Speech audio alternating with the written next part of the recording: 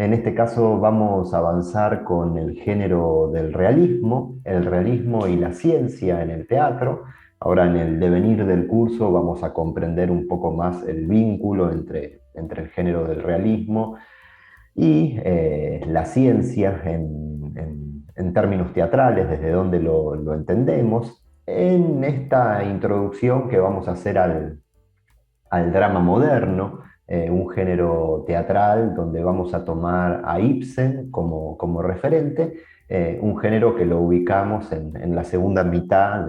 del siglo XIX, es decir, en plena modernidad, revolución que se da en el mundo, en este periodo histórico, bueno, lo que vamos a analizar en el siguiente curso. Antes de comenzar, como siempre, los invito a visitar también mi otra página web, www.escriturateatral.com, donde van a poder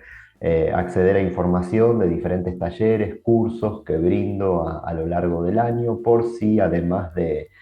hacer esta exploración teórica, les interesa también hacer una exploración práctica de la escritura de sus propios textos y, como siempre digo, tallerear sus materiales para en el mejor de los casos, hacerlos avanzar y llegar a completar la escritura de una obra teatral o de un cuento o de algún material vinculado con la narrativa. Vamos a avanzar entonces con el curso del realismo, esta introducción que vamos a hacer al drama moderno. En principio, algo que, como hecho introductorio, que me parece interesante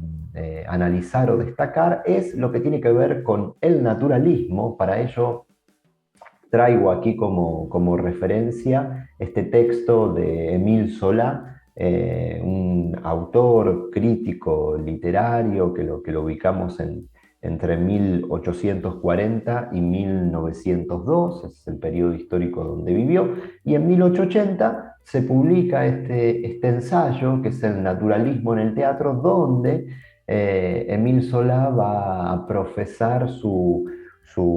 entendimiento en relación a lo que tiene que ver con el género del naturalismo y a una especie de mandato tal vez o de legado de decir que el teatro finalmente será también naturalista. Esto lo traigo porque justamente el naturalismo, si bien no es lo mismo que el realismo, se lo puede considerar como un hermano, es decir, no son lo mismo, pero por supuesto se parecen en algunos puntos, en algunas cuestiones, tienen muchas cosas en común. Tal vez la diferencia es que el naturalismo se aplica tal vez más al género de la narrativa, de la novela, ¿no? Aparece esta imagen como del novelista, como un escribano, es decir, el naturalismo vendría a ser una versión cientificista del realismo. Es como si el naturalismo se ocupara todavía más de observar en mayor detalle la realidad en la cual vivimos para reproducirla en términos literarios. Claro que la novela lo que permite por su extensión es todavía ir al mayor detalle en relación a la realidad de un personaje, de la vida que habita, entonces permite un despliegue como figura acá, como una especie de escribano, de anotador, de poder observar en su versión todavía más cientificista, más en detalle, el comportamiento humano y reproducir esa realidad en un género literario. Tal vez esa sea una de las diferencias esenciales entre el naturalismo y el realismo, donde encuentra tal vez su mejor expresión el naturalismo en el plano narrativo. En esta secuencia de traer este texto de Émile Zola, del naturalismo en el teatro, es interesante tal vez destacar qué elementos se menciona Zola en este libro y que tal vez los podemos relacionar con el realismo y con Ibsen, que es el autor que nos va a ocupar en este curso que vamos a analizar en las próximas clases. Es interesante, como les digo, entonces tomar este texto del naturalismo en el teatro para observar los principales elementos que Solá expone y que tal vez los podemos asociar con el realismo y con la escritura de Ibsen. Por eso también lo traigo como introductorio para empezar a meternos con las principales características de este género del drama moderno.